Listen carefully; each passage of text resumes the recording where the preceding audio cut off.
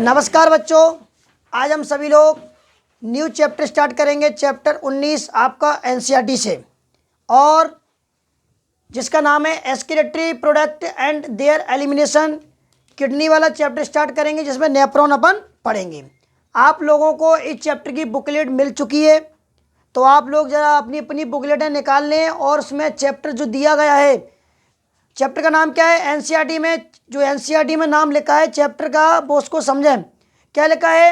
Excretory product and there elimination दिया है क्या? चलो तो ज़रा आज हम चैप्टर को समझेंगे। उससे पहले थोड़ा सा हमको बेसिक चीज़ें आनी चाहिए।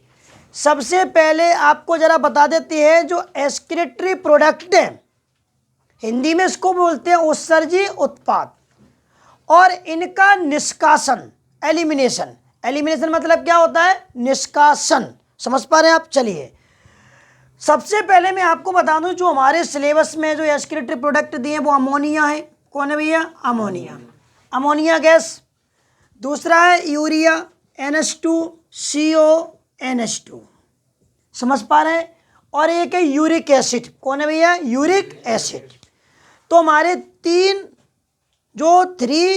जो एक्सक्रीटरी प्रोडक्ट हैं, जिनको हम नाइट्रोजनी बेस्ड मटेरियल भी बोलते हैं। क्या बोलते हैं? नाइट्रोजनी बेस्ड मटेरियल।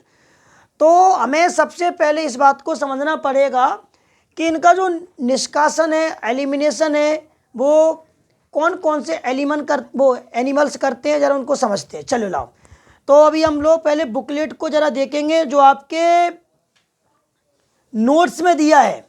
समझ पा रहे हैं? उसको हम समझेंगे, तो ज़रा ध्यान से सुने। एनसीईआरटी में जो पहला ग्राफ दिया है, एनसीईआरटी में जो पहला ग्राफ दिया है उसको ज़रा सुनेंगे, समझेंगे। तो ज़रा आप स्क्रीन पे देखें, पहले अपन नोट्स को लगा देते हैं। चलो स्क्रीन पे ज़रा देखो, आपकी स्क्रीन पे नोट्स आ गया है। जो एनसीईआरटी में टॉपिक दिया है उसको ज़रा समझें। समझ पा रहे हैं आप? चलिए, तो कहने का मतलब दिया है कि animals accumulate ammonia, urea, uric acid, carbon dioxide, water और आयन। आयन लाइक जैसे किसकी बात कर रहे हैं? बोलो। Sodium ion, potassium ion, chloride ion, phosphate ion, और कौन कौन है बताओ जरा? Sulphate. Either by metabolic activity or by other means like excessive injection, अत्यधिक अंतःग्रहण। समझ रहे बात को? और these substance have to be remove totally या फिर पार्शियली। समझ पा रहे हैं? पहले मैं आपको जरा एक बात बता दूं, जो उसके बाद आपको समझ में आएगा। इसमें एक टर्म आया है मेटाबॉलिकली। क्या ले आया है? मेटाबॉलिकली। इसको अपन मेटाबॉलिक भी बोलते हैं। क्या बोलते हैं? मेटाबॉलिक बोलेंगे। क्या बोलेंगे? मेटाबॉलिक। जरा समझे इधर। चलो, सबसे पहले आपको मालूम होना चाहिए, inside the living cell, inside the living cell metabolic reaction is perform. समझ पा रहे बात को? लिविंग सेल के अंदर मेटाबॉलिक सेल होती हैं।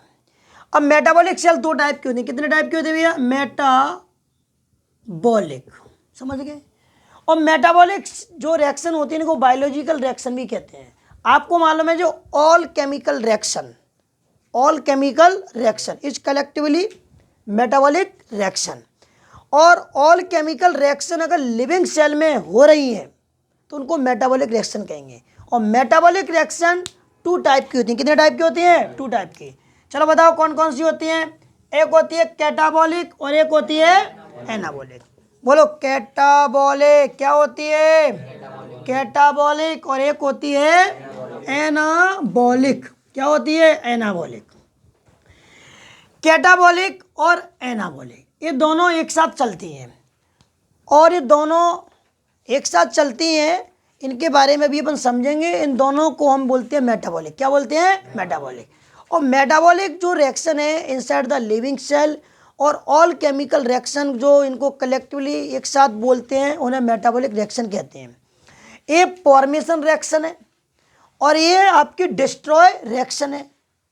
समझ पा रहे हैं? फॉर्मेशन का मतलब होता है निर्माणकारी रिएक्शन और विनाशकारी रिएक्शन। जैसे कि फोटोसिंथेसिस प्रोसेस में फूड मटेरियल का फॉर्मेशन होता है, तो फोटोसिंथेसिस की प्रोसेस कैसी प्रोसेस है? बोलो जरा। Anabolic process. कैसी है? एनाबॉलिक। और जो रेस्पिरेशन प्रोसेस है, कौन है? Respiration process. वो कैटाबॉलिक प्रोसेस है, क्योंकि इसमें फूड मटेरियल ऑक्सीजन की प्रेजेंस में ब्रेकडाउन होता है, एंजाइमेटिक प्रोसेस है, और CO2 और वाटर और एनर्जी रिलीज होती है। एनर्जी ATP की फॉर्म में रिलीज होती है, आपको मालूम है। ATP का पूरा नाम बता जरा, एडिनोसिन ट्राइफॉस्फेट। क्या नाम है? Adenosine triphosphate. आपको मालूम है जो रेस्पिरेशन प्रोसेस होती है उसमें जो CO2 रिलीज हो रही है उससे हम, जो आपने ब्रीथिंग प्रोसेस पढ़ी है इसमें लंग्स, उसको बाहर निकाल देते हैं। समझ पा रहे हैं आप? और मालूम होना चाहिए कैटाबॉलिक और एनाबॉलिक। इसमें मैंने अभी आपको प्लांट का एग्जांपल लिया है, ये दोनों प्रोसेस अपने अंदर भी होती है, इस बात को भी आप समझ लें। और आपको अपने एक तरीके से बताऊं, स्मॉल मॉलिक्यूल या स्मॉल सब्सटेंस, ठीक है, आपस में मिल जाते हैं और एक लार्ज मॉलिक्यूल बनाते हैं, उस प्रोसेस को बोलते हैं एनाबॉलिक। क्या बोलेंगे? एनाबॉलिक। और जब लार्ज मॉलिक्यूल या लार्ज सब्सटेंस स्मॉल मॉलिक्यूल या स्मॉल सब्सटेंस में कन्वर्ट होता है तो उसे क्या बोलेंगे? Catabolic process. समझ पा रहे हैं आप? और ध्यान रखना, प्लांट में आपको मालूम होना चाहिए फोटोसिंथेसिस प्रोसेस भी होती है और रेस्पिरेशन भी होता है। रेस्पिरेशन कब होता है? नाइट में, और दिन में, डे में क्या होता है भैया? फोटोसिंथेसिस, क्योंकि वो लाइट की प्रेजेंस में होता है। इसलिए प्लांट दिन में CO2 लेते हैं, O2 छोड़ते हैं, और रात में क्या हो जाता है बता दे रहा हूँ, O2 लेंगे और CO2 छोड़ेंगे। समझ पा रहे हैं आप? ऑर्गेनिक फूड मटेरियल जानते हो आप कि ऐसा फूड मटेरियल जिसमें कार्बन भी हो और हाइड्रोजन भी हो, वो ऑर्गेनिक फूड मटेरियल होता है। प्लांटों में भोजन किस रूप में स्टोर रहता है भैया? स्टार्च फॉर्म में। एनिमल में किस रूप में स्टोर रहता है? ग्लाइकोजन फॉर्म में, आपको मालूम होना चाहिए। अब लेकिन ध्यान रखें, रेस्पिरेशन अपन में होता है 24 आवर्स होता है, ध्यान रखना इस बात को अपन। और रेस्पिरेशन में होता क्या है? फूड मटेरियल जो होता है, ऑर्गेनिक फूड मटेरियल, चाहे वो आपका कार्बोहाइड्रेट हो, चाहे वो आपका प्रोटीन हो, चाहे वो आपका फैट हो, ऑक्सीजन की प्रेजेंस में ब्रेकडाउन होता है। क्या होता है? ब्रेकडाउन होता है, और एंजाइम भाग लेते हैं। इस प्रकार से अंदर CO2 रिलीज होती है। समझ पा रहे हैं आप? तो आपको मालूम होना चाहिए कि रेस्पिरेशन एक कैटाबॉलिक प्रोसेस है। और हमारे अंदर क्या होता है, जब फूड मटेरियल का डाइजेशन होता है, डाइजेशन भी आपकी कैटाबॉलिक प्रोसेस है। आपको मालूम है इंटेस्टाइन होती है, स्मॉल इंटेस्टाइन, जिसके 3 पार्ट होते हैं, बताओ, डुडेनम, जेजुनम और इलियम। आपको मालूम है स्मॉल इंटेस्टाइन की जो बॉल होती हैं, जो हमारे स्मॉल मॉलिक्यूल है फूड मटेरियल को, वो एब्जॉर्ब हो जाएंगे, फिर वो ब्लड उसको ट्रांसपोर्ट करेगा, वहीं ऑक्सीजन होगी, फिर उसको ब्रेक डाउन करेगी, और वह अंदर जाके फिर स्मॉल मॉलिक्यूल वो लार्ज मॉलिक्यूल बन जाएंगे, तो वो आपकी कैटाबॉलिक, वो एनाबॉलिक प्रोसेस हो जाएगी। इस प्रकार से जो वेस्ट मटेरियल बनते हैं बॉडी के अंदर जो वेस्ट मटेरियल बनते हैं, जो आपके पॉइजनस सब्सटेंस फॉर्मेट हो रहे हैं, वेस्ट मटेरियल जो आपके फॉर्मेट हो रहे हैं, वो कौन से रिएक्शन का रिजल्ट है? बोलो, कैटाबॉलिक रिएक्शन। लेकिन यहाँ पे मेटाबॉलिक रिएक्शन लिखा है नोट्स में। क्या लिखा है? मेटाबॉलिक। तो जो वेस्ट मटेरियल फॉर्मेट हो रहे हैं वो मेटाबॉलिक एक्टिविटी का रिजल्ट है। ये अपन या तो फिर अत्यधिक ज़्यादा खा लें उनको, लेकिन एक्सेसिव इंजेक्शन, अत्यधिक अंत्यग्रहण कर लें। समझ पा रहे हैं आप? तो इनको एक बात बताइए, यूरिन वेस्ट मटेरियल है, आपको मालूम है हमारा थूक भी है, सैलावा भी है, लार, ठीक है, इनको भी थूकना पड़ता है। आप मान लीजिए चाहे वो कोई सा वेस्ट मटेरियल, पसीना भी हो, ये सब क्या वेस्ट मटेरियल है। तो वेस्ट मटेरियल को बॉडी से एलिमिनेशन करना बहुत आवश्यक है, क्योंकि बॉडी के एनवायरनमेंट को बनाए रखना मतलब होमियोस्टेसिस को बनाए रखना, समस्थिति को बनाए रखना। तो जरा ध्यान रखें, ये लाइन जो है वो NCERT में दी हुई है, आपके पास नोट्स है उसमें भी ये बात लिखी हुई है। तो जरा एक बार सुने और समझे। क्या समझे? कि आपको मालूम होना चाहिए, पढ़े जरा, एनिमल्स एक्यूमुलेट मतलब होता है स्टोर करना, संग्रहित करना, संचय करना। क्या करना? संचय करना। तो बोलिए जरा, animals accumulate ammonia, urea, uric acid. जो जंतु होते हैं वो संचय करते हैं ammonia, urea, uric acid, carbon dioxide, water और आयन। ठीक है, आयन कौन कौन है बताओ जरा? Potassium ion, sodium ion, chloride ion, phosphate, sulphate, either by metabolic activity या फिर by other means like excessive injection. Excessive मतलब होता है अत्यधिक। क्या होता है? अत्यधिक। क्या होता है? अत्यधिक। और this substance have to be remove, और इन पदार्थों को रिमूव करते हैं या तो टोटली रूप से या फिर वो पार्शली रूप से। पार्शली मतलब होता है आंशिक, अपूर्ण, और टोटली मतलब होता है पूर्ण। चलिए अब मैं आपको एस्क्रेशन की डेफिनेशन बताता हूँ। किसकी डेफिनेशन बताऊंगा? एस्क्रेशन की। तो ध्यान से सुनना है। एस्क्रेशन क्या पढ़ेंगे अपन? एस्क्रेशन। चलिए, अच्छा ये जो मैंने आपको बताया समझाया है, क्या ये समझ में आ गया? क्या ये बताओ पहले, बोलो बोलो फटाफट, समझ में आ गया क्या? अब हम किसकी डेफिनेशन पढ़ रहे हैं? एस्क्रेशन की। किसकी समझ रहे हैं भैया? एस्क्रेशन। देखो एक बात तो समझ लो, एस्क्रेशन की बात कर रहे हैं, हिंदी में बोलते हैं उत्सर्जन। क्या बोलेंगे? उत्सर्जन। समझ में आना चाहिए, ऐसा नहीं कि आप लोग चुपचाप बैठे हैं, पसीना आ रहा है ऐसी ठंड में, समझ पा रहे हैं आप? देख रहे हो पसीना पसीना आ रहा है, अभी एसी चला देंगे अभी। तो कहने का मतलब ये है एस्क्रेशन। आज की क्लास में बच्चे बहुत अनुपस्थित हैं, बच्चे शादियों का आनंद ले रहे हैं, और मैं इस रिकॉर्डेड वीडियो में बोलना नहीं चाहता हूं कि आज कौन सा बच्चा अनुपस्थित है। और जो बच्चा अनुपस्थित है वो यूट्यूब से ये जो आज टॉपिक पढ़ा रहा हूं उसको पढ़ लेना, और ध्यान रखें आपके पास नोट्स से आपको मैं जो भी चीज़ समझा रहा हूं उसको ध्यान पूर्वक पढ़ना है। समझ पा रहे हैं आप? चलिए पहले तो आप जरा ये समझ लें एस्क्रेशन की डेफिनेशन, और मैं अपनी देसी तरीके से अगर आपको बताऊं, जो वेस्ट मटेरियल है, जो पॉइजनस सब्सटेंस है, समझ बात को, या फिर आप ऐसे बोल सकते हैं नॉन इसेंशियल सब्सटेंस, अनावश्यक पदार्थ। क्या बोलेंगे? नॉन इसेंशियल सब्सटेंस, अनावश्यक पदार्थ। पॉइजनस सब्सटेंस बोले तो जहरीले पदार्थ, या अपन बोल सकते हैं वेस्ट मटेरियल, हानिकारक पदार्थ, अपशिष्ट पदार्थ, या एस्क्रेटा। क्या बोलेंगे? एस्क्रेटा, वर्ज्य पदार्थ।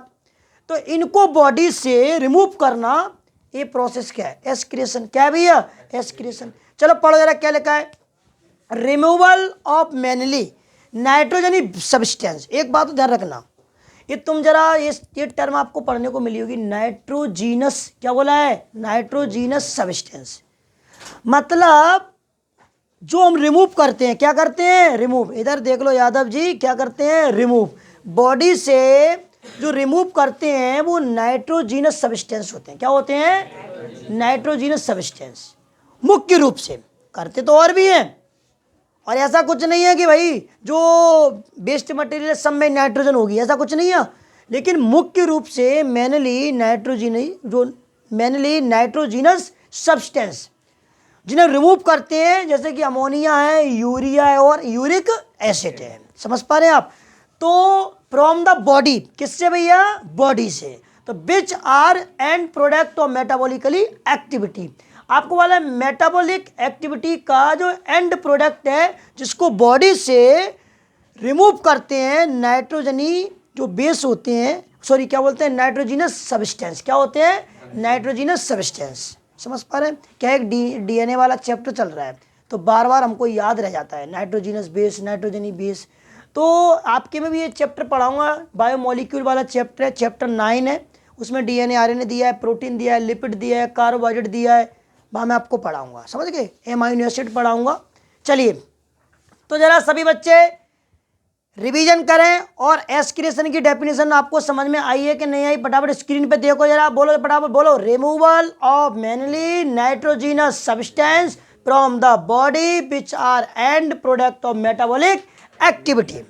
या फिर इसको दूसरे तरीके से बोल दो आप, the process which is concern मतलब तो संबंधित, ठीक है, with removal of nitrogenous based material, जैसे यूरिया बोलो, यूरिक एसिड बोलो, CO2 बोलो, अमोनिया बोलो, साल्ट, एक्सेसिव वाटर मतलब अत्यधिक वाटर को भी बाहर निकालना, और टर्म बोले तो एस्क्रेशन। क्या बोलेंगे? एस्क्रेशन। नहीं समझ में आया? बताओ ना आप, कोई दिक्कत? चलिए, दिक्कत बिल्कुल नहीं होनी चाहिए। अब मैं आपको ले चलता हूं कहां पर? Animals on the basis of excretory matter, ठीक है, एक्सक्रीटरी मैटर के आधार पर एनिमल्स, ठीक है, आर डिवाइड इनटू 3 कैटेगरी। कितनी कैटेगरी में डिवाइड किए गए हैं? 3 कैटेगरी में। कितनी कैटेगरी में? तो बताइए, एक्सक्रीटरी मैटर के बेसिस पर एनिमल्स को 3 कैटेगरी में डिवाइड किया गया है। सबसे पहले बताओ जरा, अमोनोटैलिक। क्या बोलेंगे? अमोनोटैलिक। दूसरा बोलेंगे यूरियोटैलिक। क्या बोलेंगे? यूरियोटैलिक। क्या बोलेंगे? यूरियोटैलिक। तीसरा बोलेंगे यूरिकोटैलिक। क्या बोलेंगे? यूरिकोटैलिक। समझ पा रहे हैं आप? चलिए तो जरा इनके बारे में पढ़ते हैं जी, हमारे एनसीईआरटी में भी इनके बारे में दिया है। इसके बाद हम जो पढ़ेंगे डिफरेंट टाइप के एनिमल्स होते हैं। पहले सुनो, डिफरेंट टाइप के एनिमल्स होते हैं, क्योंकि आपको मालूम है डिफरेंट टाइप की जब एनिमल्स हैं उनके ग्रुप भी कैसे होते हैं? डिफरेंट। तो जो एक्सक्रीटरी ऑर्गन है तो वो भी कैसे होते हैं? डिफरेंट। कैसे होते हैं? डिफरेंट। अभी हम लोग पढ़ेंगे। इस बार जो एग्जाम हुए थे उसमें एक क्वेश्चन भी आया था कि जो प्लेटीहेल्मिन्थस फाइलम है उसमें जो एक्सक्रीटरी ऑर्गन है वो आया था प्लेम सेल। कौन सी आई थी? प्लेम सेल आई थी। प्लेम सेल एक्सक्रीटरी ऑर्गन पूछा गया था। प्लेटीहेल्मिन्थस, इसे प्लेट बॉम्ब बोलते हैं, चपटे क्रमी वाले जीव बोलते हैं। आपने एनिमल किंगडम में जो कि आपका चैप्टर कौन सा है? 4 पढ़ा नहीं है क्या? पॉरीपेरा, सिलेंडेटा, प्लेटीहेल्मिन्थस पढ़ा है क्या? टीनोफोरा, एस्किलिमिन्थस पढ़ा है क्या? आर्थ्रोपोडा, एनेलिडा, मोलस्का, इकाइनोडर्मेटा पढ़ा है क्या? हेमिकोडेटा, कोडेटा पढ़ा नहीं है क्या? बताओ। चलिए तो जरा सुनते हैं और समझते हैं। अब हम आपको तीनों जो है 3 कैटेगरी, वो जो आपकी 3 कैटेगरी है एनिमल को डिवाइड किया गया है एक्सक्रीटिव प्रोडक्ट के बेसिस पर। तो जरा एनसीईआरटी में क्या दिया है, एनसीईआरटी पर निगाह डालते हैं। चलो जरा तो जरा एक बात समझते हैं। चलिए अब हम लोग टाइप्स ऑफ एनिमल्स समझ पा रहे हैं? बोलो। Ammonotelic, ureotelic, uricotelic. समझ पा रहे हैं आप? ए अमोनिया है, NH3, ये यूरिया का फॉर्मूला है और ये यूरिक एसिड का फॉर्मूला है। आपको मालूम होना चाहिए एक्सक्रीटरी प्रोडक्ट हमारे कितने हैं? मेन रूप से 3, और इनको हम नाइट्रोजीनस सब्सटेंस भी कहते हैं, क्योंकि इनमें नाइट्रोजन है। क्या भैया? नाइट्रोजन है। और ये बेस्ड मटेरियल है, तो नाइट्रोजीनस बेस्ड मटेरियल या नाइट्रोजीनस जो आपका बेस्ड प्रोडक्ट है। और जो एनिमल है वो 3 कैटेगरी में डिवाइड किए गए हैं। समझ पा रहे हैं आप? तो तीनों के नाम भी लिखे, एनसीईआरटी में ये दिए हुए हैं, और क्वेश्चन भी आ सकता है ओटी में, जो है आपकी मैचिंग हो, चाहे बनवर्ड हो, चाहे वो आपके समझ चूज द करेक्ट हो। तो जरा देखें, सबसे पहले हम देखेंगे अमोनोटैलिक को। किसको देखेंगे? तो हमारा पहला पॉइंट होगा एक्सक्रीटरी मैटर। क्या होगा भैया? Excretory matter. इधर ध्यान से सुनो, एक्सक्रीटरी मैटर, तीनों में डिफरेंस चलेगा, थोड़ा थोड़ा समझेंगे। एक्सक्रीटरी मैटर बताओ, अमोनोटैलिक का कौन होगा? बोलो। अमोनिया। कौन होगा? अमोनिया। उसके बाद इसकी इनका क्या होगा? बोलो जरा। यूरिया। क्या है ये? और इनका कौन होगा? Uric acid. अच्छा क्वेश्चन है तुमसे, सबसे ज्यादा पॉइजनस कौन है? सबसे ज्यादा जहरीला कौन है? तो वो है अमोनिया। कौन है भैया? इन दोनों में कंपेयर करें तो सबसे ज्यादा पॉइजनस कौन है? अमोनिया। लेकिन ये थोड़ा कम है। इन दोनों में कंपेयर करें, इन दोनों में पॉइजनस कौन है? तो यूरिया। लेकिन ये बहुत कम है। लेकिन सबसे ज्यादा कौन है भैया? ये है। समझ पा रहे हैं आप? तो अगला पॉइंट, सेकंड पॉइंट क्या है? Requirement of water. Requirement of water. क्या बोला मैंने? Requirement of water. अमोनिया को एलिमिनेशन करना है। इधर सुनो ध्यान से, अमोनिया का क्या करना है? एलिमिनेशन। अमोनिया को एक्सक्रीट करना है या एक्सक्रीशन करना है अमोनिया का, तो सबसे ज्यादा वाटर की आवश्यकता पड़ती है। समझ आए? Requirement of water. समझ गए? तो वेरी किसमें भैया? अमोनिया में। किसमें भैया? Very large. तो requirement of water very large किसमें भैया? अमोनिया। समझ गए? अच्छा अब तुम समझ गए होंगे कि अमोनिया को जो अमोनिया का एक्सक्रीशन है कौन से एनिमल करते हो? बताओ जरा, सोच के बताओ। इसको करेंगे एक्वाटिक एनिमल। कौन करेंगे? एक्वाटिक। क्यों? पानी में रहते हैं वो। अपन लोग जो अपने यूरिन है, जो अपना मूत्र है, इसमें यूरिया होता है। कौन होता है? यूरिया। हाँ, अमोनिया यूरिया में कन्वर्ट होता है। समझ पा रहे हैं? मैं आपको पढ़ाऊंगा, जब यूरिया साइकिल पढ़ाऊंगा, जब यूरिन फॉर्मेशन बताऊंगा, तो ध्यान रखना, प्रोटीन एमाइनो एसिड से बनी है। प्रोटीन किससे बनी है? Amino acid. Protein amino acid से बनी है। प्रोटीन की यूनिट कौन है? Amino acid. प्रोटीन ब्रेकडाउन होगी एमाइनो एसिड में। एमाइनो एसिड ब्रेकडाउन होती है अमोनिया में और कीटो अम्ल में। और अमोनिया अमोनिया फिर आपकी यूरिया में कन्वर्ट होती है। जो लीवर होता है, लीवर में सेल होती है हेपेटोसाइट सेल, वो अमोनिया को यूरिया में कन्वर्ट कर देती हैं, क्योंकि अमोनिया पॉइजनस है, जहरीला है, जहरीली गैस है, और ये ब्लड में होती है। समझ पा रहे हैं आपको? तो अगर लीवर, सोचिए लीवर कितना जहर से टकराव कर रहा है, तो लीवर का मेन फंक्शन क्या है? पॉइजनस सब्सटेंस को नॉन पॉइजनस सब्सटेंस में कन्वर्ट करना।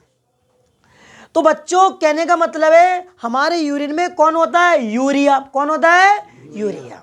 तो एक्वाटिक एनिमल अमोनिया का एलिमिनेशन करते हैं, और जो मोस्टली टेरेस्ट्रियल एनिमल, और जो पक्षी होते हैं बर्ड्स, वो तो रिक्वायरमेंट ऑफ वाटर बताओ, वेरी लार्ज। कौन है इसमें भैया? Very large. इसमें क्या लिखेंगे? Less than ammonia. क्या लिखेंगे? Less than ammonia. इसमें क्या लिखेंगे? लीस्ट। लीस्ट मतलब होता है बहुत ही कम, सबसे कम, LEAST, सही है ना? लीस्ट, सबसे कम। तो बताइए रिक्वायरमेंट ऑफ वाटर सबसे कम किसको बोलो? यूरिक एसिड को। समझ गए? बोलो। चलिए अगला पॉइंट क्या दिया है? अगला पॉइंट बताओ जरा, मैकेनिज्म ऑफ एस्क्रेशन। एस्क्रेशन की क्रिया विधि, मैकेनिज्म्स ऑफ एस्क्रेशन, कंसेप्ट को सुनना, मैकेनिज्म्स ऑफ एस्क्रेशन, एस्क्रेशन की क्रिया विधि। तो जरा सुने और देखें जरा क्या लिखा है। एक प्रोसेस लिखी है इसमें, डिफ्यूजन। क्या लिखा है? डिफ्यूजन। क्या लिखा है जी? डिफ्यूजन। अच्छा, डिफ्यूजन को हिंदी में पता क्या बोलते हैं? विसरण। क्या बोलते हैं? विसरण। ये चैप्टर क्या डिलीट कर दिया गया, नहीं मैं आपको पढ़ा था। एक है ऑस्मोसिस। कौन होता है? ऑस्मोसिस। समझ पा रहे हैं आप? आपने पढ़ा होगा, आपके केमिस्ट्री वाले टीचरों ने पढ़ाया होगा, सॉल्वेंट वाटर, सॉल्यूड जो कि मतलब वाटर में डिजोल्व होते हैं, दोनों मिल गए सॉल्यूशन बन जाता है। आपको ये भी मालूम है, क्या मालूम है? जरा सुने ध्यान से, बिल्कुल ध्यान से सुनना है। सॉलिड और सॉल्यूस, क्या? सॉलिड और सॉल्वेंट दोनों मिल गए, अगर होमोजीनस मिक्सचर बन गया तो सॉल्यूशन कहलाएगा। 3 टाइप के मैटर होते हैं, मैटर 3 टाइप के होते हैं। समझ गए? बोलो कौन कौन से? बोलो सॉलिड, बोलो लिक्विड, और बोलो गैस। अगर आप जो देख रहे हैं सॉलिड, लिक्विड, गैस, समझ गए? आयन, आयन भी 2 टाइप के होते हैं, पॉजिटिव और नेगेटिव। तो मैटर जो होते हैं, क्या बोला मैंने? मैटर हाई कंसंट्रेशन से लो कंसंट्रेशन की तरफ मूव करते हैं। क्या बोला मैंने? कंसंट्रेशन जानते हो? सांद्रता। हाई कंसंट्रेशन से, या फिर हाई क्वांटिटी बोल दो आप, लो क्वांटिटी की तरफ। तो बोलो सॉलिड का मॉलिक्यूल, किसका मॉलिक्यूल बोलो जरा? सॉलिड का मॉलिक्यूल, लिक्विड का मॉलिक्यूल, ध्यान दो सुनो, सॉलिड का मॉलिक्यूल, लिक्विड का मॉलिक्यूल और गैस का मॉलिक्यूल हाई कंसंट्रेशन या हाई क्वांटिटी से लो क्वांटिटी या लो कंसंट्रेशन की तरफ मूव हो रहे हैं, इट्स कॉल्ड डिफ्यूजन। क्या बोलेंगे? डिफ्यूजन। समझ पा रहे हैं आप? ऑस्मोसिस क्या है? इसमें ओनली वाटर मूव करेगा। कौन मूव करेगा? वाटर, हाई कंसंट्रेशन से लो कंसंट्रेशन की तरफ, तो उसे ऑस्मोसिस बोलते हैं। क्या बोलते हैं? ऑस्मोसिस बोलेंगे। समझ पा रहे हैं आप? तो डिफ्यूजन प्रोसेस जो आपको इंडिकेट कर रही है, वो यहाँ पर अमोनिया को डिफ्यूज के बारे में बताएगी कि जो एक्वाटिक एनिमल होते हैं वो एलिमिनेशन करते हैं अमोनिया का। तो क्या लिखा है जरा सुने, wide diffusion across body surface through Gill surface. देखो एनिमल होते हैं, एनिमल होते हैं वो अमोनिया का एक्सक्रेशन बॉडी की सरफेस के द्वारा भी कर सकते हैं। बॉडी सरफेस जानते हो, ऐसे मान के चलो जो कोई एनिमल है, अब जो बॉडी की सरफेस है, इस यहाँ से भी क्या हो सकता है? एक्सक्रेशन हो सकता है अमोनिया का। या कोई गिल्स, क्या होंगे भैया? गिल्स। और गिल्स किस मिलते हैं? इन फिश, मछलियों में। किसमें मिलेंगे भैया? मछलियों में। तो जरा बताइए, गिल्स सरफेस, समझ पा रहे हैं? और गिल सरफेस किस होते हैं? In fish. और अस अमोनिया आयन। समझ पा रहे हैं? तो बताइए, जो bye diffusion across body surface या फिर through Gill surface in fish ammonia ion, कोई दिक्कत है क्या? अब आ जाइए जो कौन में, यूरियोटैलिक। कौन है भैया? यूरियोटैलिक। इनमें जरा सुनो, इसमें क्या होता है? मैंने अभी आपको बताया था, वही बात जो मैंने बताया वही बात लिखी हुई, जरा पढ़ो। Ammonia produce by metabolism is convert into urea in the liver and release into the blood which is filtrate and excrete out by the kidney। समझ पा रहे हैं आप? मतलब अमोनिया प्रोड्यूस होता है मेटाबॉलिक प्रोसेस के द्वारा, और मालूम है ये कन्वर्ट होता है यूरिया में। कहाँ पर होती है ये प्रोसेस? लीवर में। कहाँ होती है? लीवर में। और फिर इसको रिलीज कर दिया जाता है यूरिया को, बोलो, ब्लड में। कहाँ पे कर दिया जाता है? ब्लड में। आपको मालूम है फिर ये ब्लड को फिल्ट्रेट करते हैं। क्या करते हैं? फिल्ट्रेट करते हैं। फिर इसको एस्क्रेट करते हैं। कौन करते हैं? बोलो, किडनी के द्वारा। किसके द्वारा? किडनी के द्वारा। अब इन भाई साहब की बात आ जाओ, इनमें क्या लिखा है? In the form of paste या पैलेट। क्या बोला भैया? पेस्ट। क्या लिखा है? मीनिंग बोलना, PASTE। सही लिखा है क्या? पेस्ट। क्या बोला अपन ने? पेस्ट। या इनको पैलेट बोलते हैं। क्या बोलते हैं भैया? पैलेट। क्या लिखा है? Pellet, PEET, pellet. ये पेस्ट, इसे अपन छेर बोलते हैं आम भाषा में। क्या बोलते हैं? छेर। जब पच्ची कर देते हैं कभी कभार कपड़े खराब हो जाते हैं, किसी की खोपड़िया पे कर दिया, कभी किसी हाथ पे कर दिया। अपन सज बज के जा रहे हो, हीरो बन के जा रहे हो, एकदम कोई ब्लैक कलर की कोट वगैरह, दिमाग खराब हो जाएगा तो कपड़े मोड़े साफ कर लेते हैं, तो वही होती है। उसमें पेस्ट बोलते हैं। क्या बोलते हैं? पेस्ट या पैलेट। समझ बात को? तो ज़रा बताइए एक बार, मैंने आपको जो बताया है वो समझ में आया कि नहीं आ जाए? अब क्या जाओ? टॉक्सिसिटी मतलब जहरीलापन जो होता है, समझ पा रहे हैं? तो अमोनिया कैसा? हाइजेस्ट। कैसा होता है? हाइजेस्ट। टॉक्सिक, क्या देख रहे हैं अपन? टॉक्सिक। अमोनिया कैसा होता है? हाइजेस्ट। लेकिन जो किसकी बात कर रहे हैं? यूरिया की। किसकी बात कर रहे हैं? तो बताओ, less than ammonia. Less than ammonia की तुलना में थोड़ा सा कम जहरीला है। लेकिन भाई साहब आ जाओ, लीस्ट, ये तो बहुत ही कम जहरीला है। समझ पा रहे हैं आप? अगला एग्जाम्पल क्या पढ़ेंगे? चलो इसके एग्जाम्पल बता जरा। टीरोस्ट, बोलो, मैनी बोनी फिश, मतलब बहुत सारी बोनी फिश। मतलब देखो हमने क्या बोला, जैसे कि आपको एक चीज लिख रहा हूँ, जरा 1 मिनट रुको बोर्ड पे जरा। यहाँ पे क्या लिखा है? टीलियो, यहाँ पे लिखा मैनी बोनी फिश। मैनी मतलब बहुत सारी, बोनी फिश मतलब ऐसी मछलियाँ जिनमें बोन होती है। क्या होती है? बोन। उनको बोलते हैं जी वाली बोन। चलिए तो बताइए। और एक्वाटिक इंसेक्ट, पानी में रहने वाले इंसेक्ट। और कौन है भैया? Aquatic amphibia. एक्वाटिक एम्फीबिया बोल रहा है, जिसमें वो आ जाएगा मेढक का, जो फ्रॉग का लार्वा है, टेडपोल। कौन आ जाएगा? टेडपोल। वही तो पानी में रहता है। चलिए अब इसके बाद इसमें एग्जांपल कौन है बताओ? मैमल्स। कौन है भैया? मैमल्स। और मैराइन फिश। कौन है भैया? मैराइन फिश, समुद्रीय मछलियां। उसके बाद मैनी टेरेस्ट्रियल एम्फीबिया, बहुत सारे जो टेरेस्ट्रियल एम्फीबिया होते हैं। फ्रॉग। कौन है भैया? फ्रॉग। उसमें कौन बताए थे? बर्ड्स, इंसेक्ट और लैंड स्नेल्स और रेप्टाइल्स। बोलो क्लियर हुआ कि नहीं हुआ? बताओ फटाफट, क्लियर हो गया कि नहीं हो गया? क्लियर। चलिए तो मैं एक बार इसको मोटे तौर पर रिवीजन करता हूं, उसको जरा सुने। चैप्टर कौन सा स्टार्ट किया अपन ने? 19। कौन सा है? 19। आपको मालूम होना चाहिए हम किडनी वाला चैप्टर, नेफ्रॉन वाला चैप्टर पढ़ने जा रहे हैं। आप इस चैप्टर में किडनी और नेफ्रॉन को पढ़ेंगे। आप चिंता मत करो, किडनी और नेफ्रॉन आपके सामने खोल के रख दूंगा, 1 नंबर समझ में आ जाएगा, जो मेरी फुल गारंटी है। बस आप रेगुलर आते रहें और वीडियो का फायदा उठाते रहें। आपको क्लास मिलती रहेंगी, रेगुलर वीडियो बनेंगी और रेगुलर क्लासें लगेंगी। अब कोई छुट्टी नहीं है। जो बच्चा नहीं आ रहा है, बीमार है, बहानेबाजी करता है, उसके लिए सुविधा लेकर आए हैं शिवकांत सर, और यूट्यूब चैनल पे आपको मिल जाएगी सब सुविधाएं।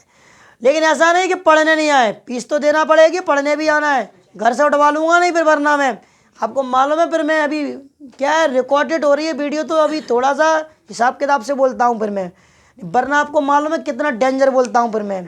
तो इसलिए जो भी बच्चे पढ़ाई लिखाई करते हैं, अच्छी पढ़ाई करें। कोई भी अगर आपका डाउट है तो आप मुझे कमेंट में बता सकते हैं, या फिर आप कल मुझे क्लास में बता सकते हैं, ऑफलाइन में जो आप बच्चे आते हैं, और मैं बिल्कुल बच्चों की सुनूंगा, डाउट को क्लियर करूंगा। आप चाहे नोट से पढ़ो, चाहे आप गाइड से पढ़ो, चाहे आप जिससे पढ़ो उससे पढ़ो, समझ में आना चाहिए। और बुक से पढ़ो तो बहुत अच्छी बात है। एनसीईआरटी बुक को फॉलो करें।